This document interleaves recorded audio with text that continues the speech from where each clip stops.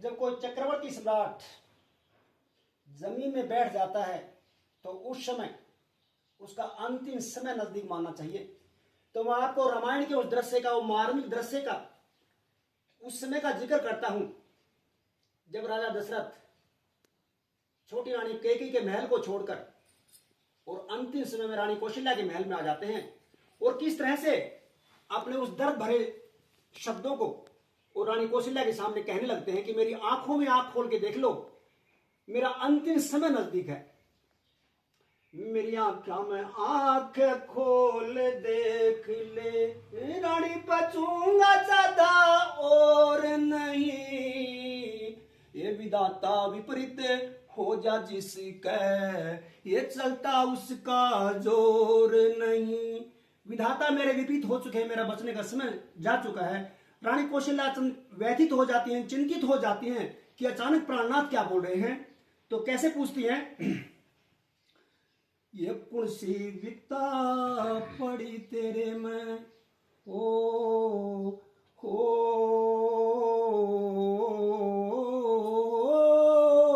कौन सी विपता पड़ी तेरे में, त्रिपीड़ी पड़ गई काया,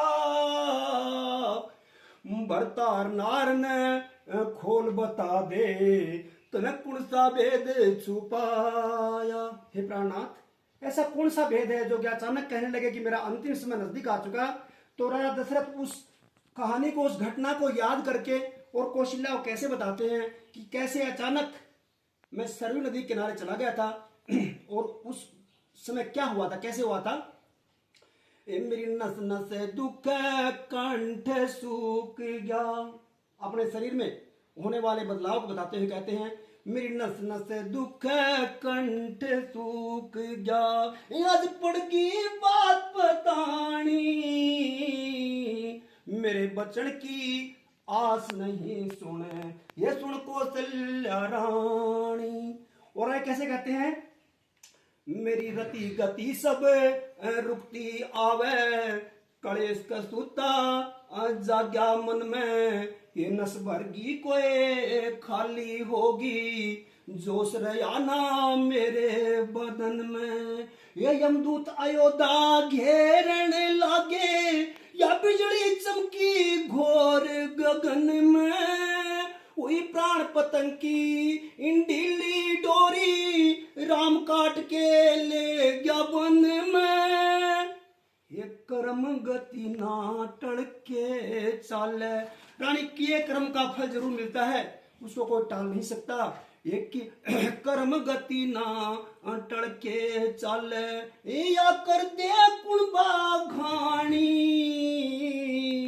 मेरे बचन की आस छोड़ दे, सुन कौशल्या रानी।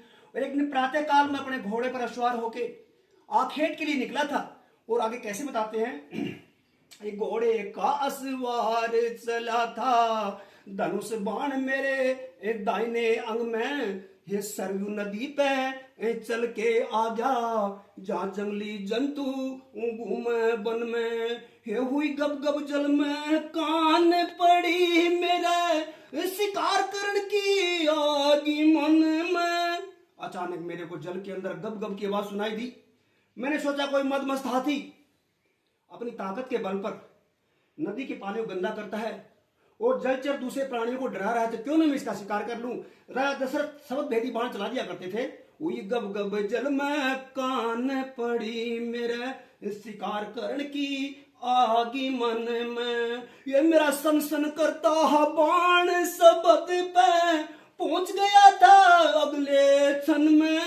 और फिर क्या हुआ, पड़ी दर्द भरी एक चीख कान में।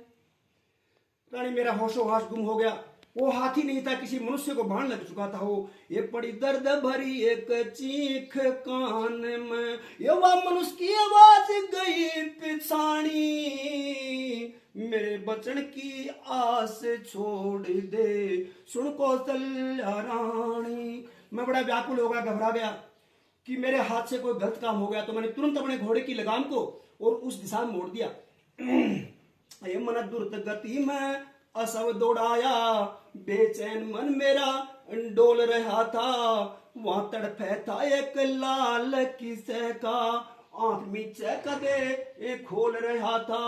हे वह जल की जारी तरह नदी में वो बोले इतना बोल रहा था, और गलती में राजा बाण मार गया, मेरे मन के भाव ने तोल रहा था। रे जिगरी मानस, हे जिगरी मानस कोई बैठे दूर, तो ना चाहिए बात छुपानी, मेरे बचन की आस छोड़ दे सुन कौशल्या रानी।